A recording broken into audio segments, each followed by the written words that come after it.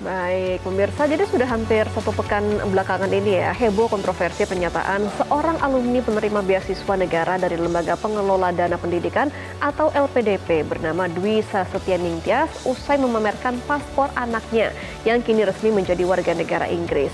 Nah, si Mbak Tias ini juga menyatakan cukup dirinya saja yang menjadi warga negara Indonesia. Setelah viral pun di sosial media mengenai influencer Tias ini, pihak LPDP kini tengah mendalami suami Tias, yakni Arya Iwantoro yang juga merupakan seorang awardee LPDP.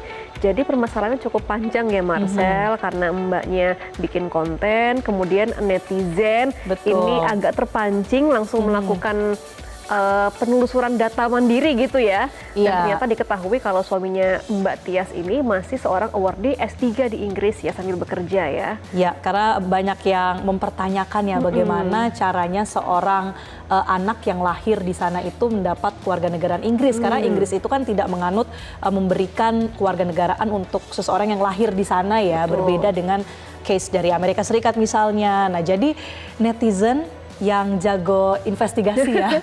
Seperti FBI ya. Betul, langsung menemukan ada banyak fakta. Nah, terkait dengan apa langkah dari LPDP ini yang sebetulnya lebih penting pemirsa.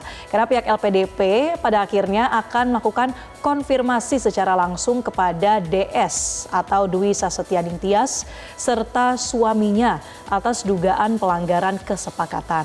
Pelanggaran tersebut terjadi karena tidak tuntasnya pengabdian setelah kembali ke tanah air. Dan diketahui bahwa dalam ketentuan LPDP, seluruh awardee dan alumninya wajib melaksanakan masa pengabdian kontribusi di Indonesia selama 2 kali masa studi plus 1 tahun atau istilahnya 2N+1 ya.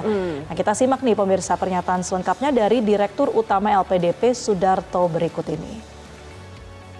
Ini kami akan melakukan konfirmasi ya, terutama kepada suaminya.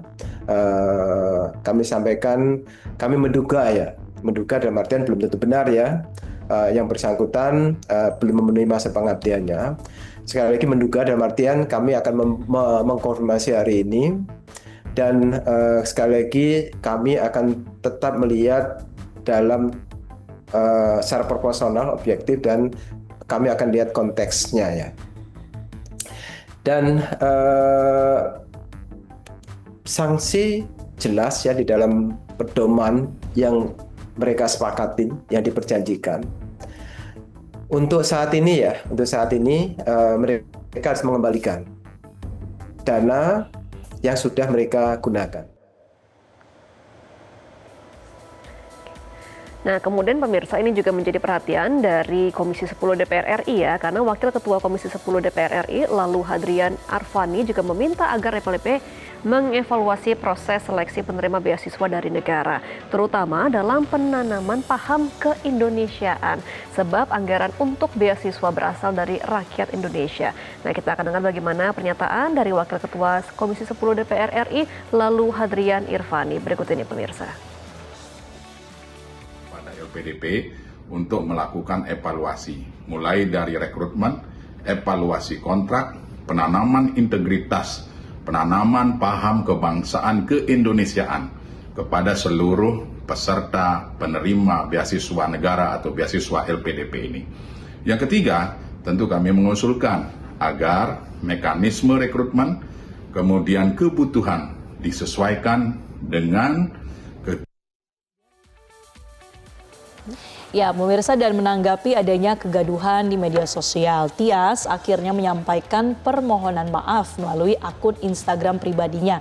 Ini permohonan maaf dalam bentuk tertulis, pemirsa. Ia mengakui ucapannya itu didasari oleh luapan emosi sesaat yang akhirnya melukai perasaan masyarakat dan juga negara.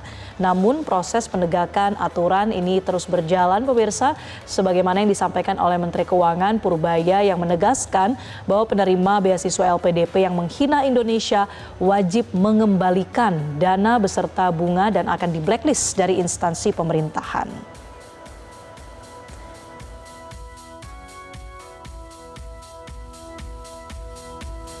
Ya, kita tentunya nantikan ya bagaimana proses investigasi yang dilakukan oleh Kementerian Keuangan, karena memang ini mungkin bisa jadi momen untuk evaluasi program LPDP juga begitu ya. Dan juga para awardee yang sekarang lagi menuntut pendidikan di luar negeri dengan beasiswa dari negara juga diharapkan bisa lebih bijak menggunakan media sosial dan lebih untuk menginspirasi para teman-teman Indonesia yang mungkin mau belajar di luar negeri agar